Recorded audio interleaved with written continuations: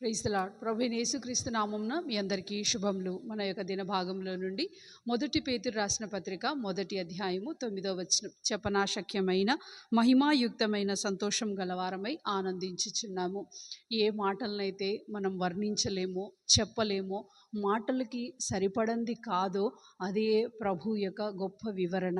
ఇక్కడ భక్తుడు అంటాడు కదా, మనం కండ్లారా ఆయనను చూడకపోయినను ఆయన యందు విశ్వసిస్తున్నాం. ఎప్పుడైతే ఆయన మీద విశ్వాసం ఉంచుతామో మనము ఆయన యందు ఆనందించగలం. ఆ ఆనందము మనకు మాటలతో చెప్పలేంది. అది ఎప్పుడు వస్తుంది అని అంటే, ఇవన్నీ జరిగినప్పుడు, ఎప్పుడైతే మన హృదయ అంతరంగంలో నుంచి ఆయన యొక్క గొప్ప రక్షణను మనం అనుభవిస్తామో, మనం అనుభవించే ఈ యొక్క గొప్ప ఆనందం. ఆయనను ప్రేమించడం అంటే ఆయనను అమూల్యంగా ఎంచడం. నీవు తప్ప నాకు వేరే ఎవ్వరు లేరు అని మనం ఎప్పుడైతే ఆయనను ప్రేమించడం మొదలు పెడతామో మనం ఆయన యందు ఆనందించగలం.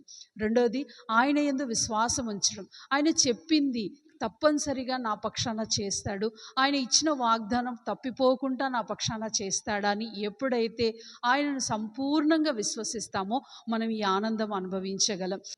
మైకల్ కాట్ అనే ఒక భక్తుడు అంటాడు కదా, ఆయన వాక్యములోనే మనం ఆయనను దర్శించగలం. ప్రతి దినము ఆయన వాక్యం దగ్గరికి వచ్చిన కొలది ఆయన యొక్క సంపూర్ణత, ఆయన యొక్క మంచితనం అంతా మనకు కనపరచుటకు ఆయన మనకు ముందుగానే మన కొరకు సిద్ధపరిచి పెడతాడు.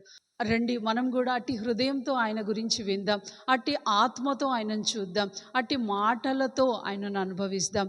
మనకు ఎంతైనా ఇవ్వడానికి ఆయన సిద్ధంగా ఉన్నాడు. ఎటువంటి ఆనందాన్నైనా మనకి ఇచ్చుటకు ఆయన సిద్ధంగా ఉన్నాడు. రండి, అటు దేవుని దగ్గరికి వద్దాం. ప్రియమైన తండ్రి యేసు ప్రభు ఘనమైన నామంలో ఆ చెప్పనా శక్యము అయిన ఆనందాన్ని మేము కూడా అనుభవించడానికి దేవా మా హృదయములను తెరువుము. మా ఆత్మ ఎక్కడైతే చీకట్లో పడిపోయిందో వాటిని లేవనెత్తి దేవా నేను అనుభవించినట్లుగా నీ యొక్క సంపూర్ణ సంతోషంలో మేము కూడా అనుభవించినట్లు మాకు నీ యొక్క ఉన్నతమైన కృపను అనుగ్రహింపజేయమని ప్రార్థిస్తూ యేసుక్రీస్తు పరిశుద్ధమైన నామంలో ప్రార్థిస్తున్నాం తండ్రి. ఆమేన్.